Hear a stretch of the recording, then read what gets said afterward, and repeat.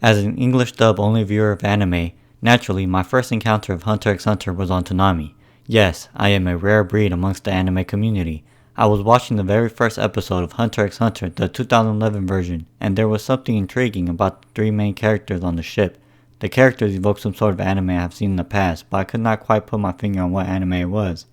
Then I saw the ending theme song, Just Awake, and it captivated me. I had to listen to it again, so I went online on YouTube. After listening to the song several times, I noticed a video on the side that showed a thumbnail of Yusuke and Gon.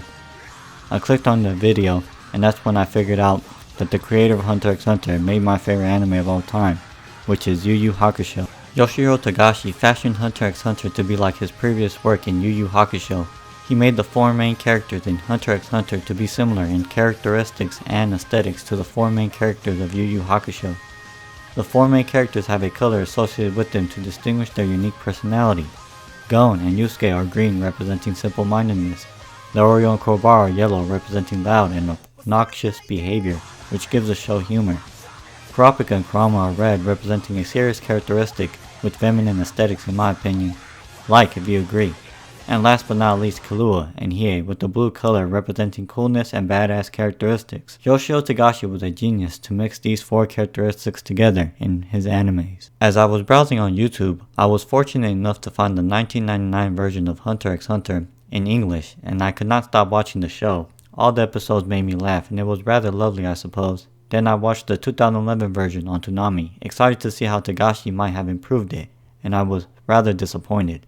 The only improvement the show made was on the art, but there are character misrepresentations, missing scenes, and the narrator was an unnecessary addition inside the new Hunter x Hunter adaptation. I am going to show a few examples of what I mean of how the adaptation lacks compared to the original.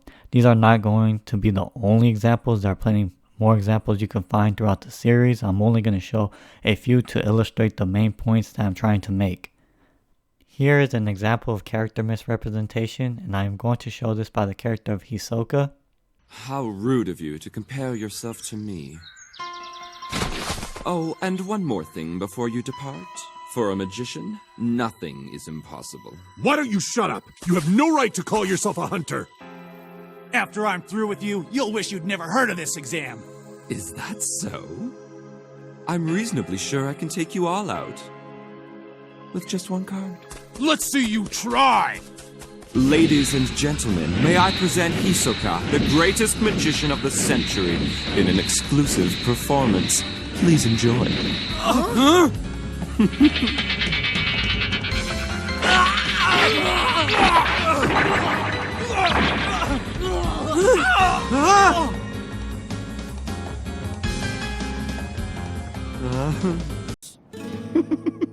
That's it then? You failed, so now you want to play examiner? Hunters require prey, so why don't I play the examiner? All of you gentlemen claim to be hunter material, but I'll be the judge. You shut the hell up!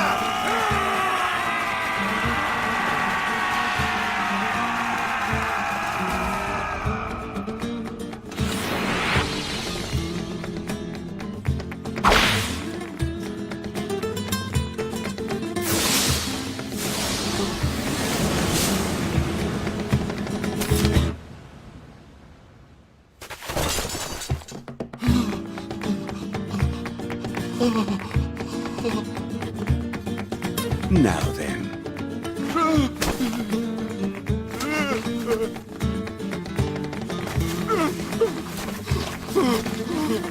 Help!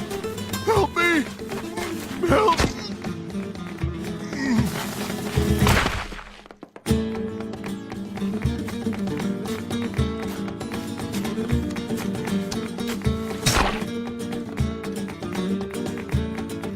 Well,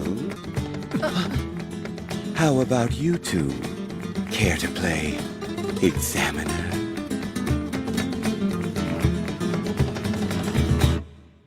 In the original, Hisoka gave off this type of mysterious, creepy, serial killer vibe, which I really liked, and it was all thanks to the soundtrack. Every time he'll show up in every scene, I'll get very creeped out and interested in what he will do next. The adaptation, however, the soundtrack was a little off of who Hisoka was. I saw him as a Marachi type killer, and I did not want to see him on screen anymore. Every time I heard that soundtrack, it just made everything a little bit whack for me.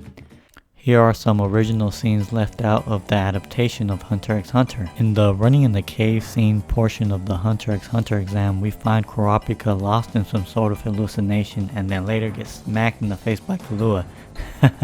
Look at that expression he makes, a memorable moment which is nowhere to be found in the new adaptation. Instead, what you find in the new adaptation is them running the whole time, which is a very forgettable scene. Also, in the adaptation, there are missing episodes that take away crucial parts of character development, like episodes 18 through 20. The Hunter candidates put each other's differences aside in order to work together for a common goal. In this episode, Kurapika comes on top by navigating everybody through on a ship in order for them to survive.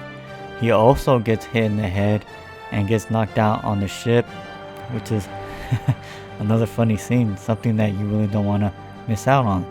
The 1999 version had no narrator, but in the 2011 version you hear the narrator talking about things that need no explanation at all, unless you are a 7-year-old. In the clip, you're going to see Killua kill 2 soldier ants. Yet the narrator is going to describe what I just said in greater detail. It seems like they were trying to extend the episode in order to make easy money by over-exaggerating on little things. Here is the clip.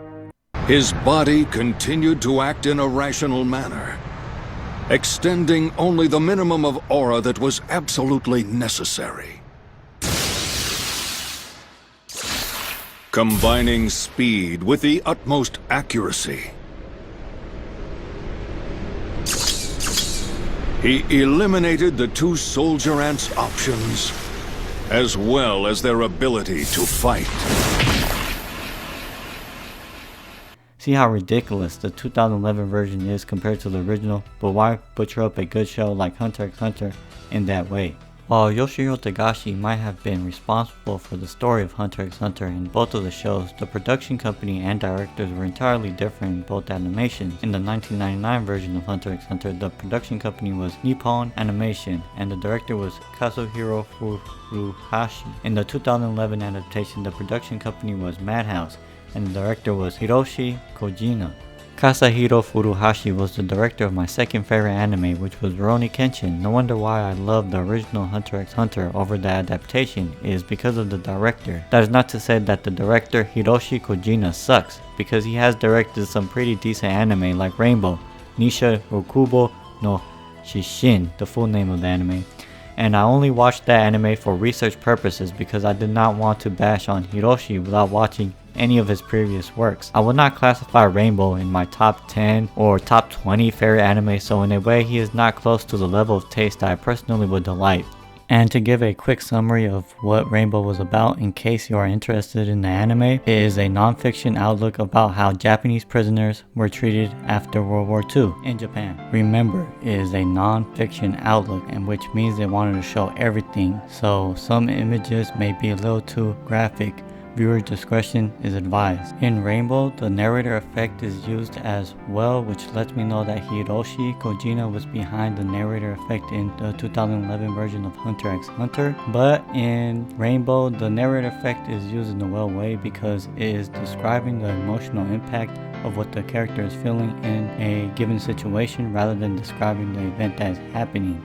If you see the director's works, you can see their style, and for me, Kazuhiro Furuhashi's work appealed more profoundly than Hiroshi Kojima. Perhaps Yoshihiro Togashi prefers the 2011 anime over his 1999 anime of Hunter x Hunter. And all that says to me is if I am looking for a good anime to watch, then I should pay attention to the director rather than the creator, because the director is the main guy portraying the anime in a way it should be visualized. Hunter x Hunter is my 5th favorite anime of all time. That is the 1999 version, of course, and it had the potential of being my first favorite anime of all time if it was under the hands of Kazuhiro Furuhashi. Every time I hear if Hunter x Hunter is on hiatus or not, it does not make a difference to me since the anime is not the way it used to be. There was great ideas coming in like the Ant arc, and it kind of makes me wonder what it could have been under the direction of Kazuhiro Furuhashi.